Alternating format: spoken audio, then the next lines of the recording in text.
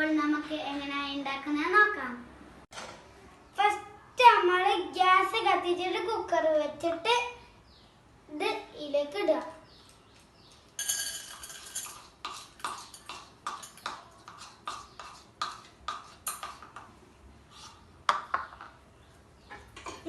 ഇത് മൂടി വെക്കുക. കുറച്ച് കഴിഞ്ഞാൽ ഇങ്ങനെ പൊട്ടുന്ന സൗണ്ട് കേൾക്കാം.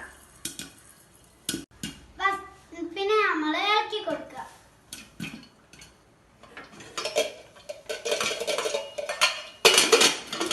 ഇനി ഇത് 3 മിനിറ്റ് മീഡിയം ഫ്ലെയിമിൽ വെക്കുക. പൊട്ടുന്ന സൗണ്ട് നിന്ന് കഴിഞ്ഞാൽ നമ്മൾ ഓഫ് ചെയ്യുക.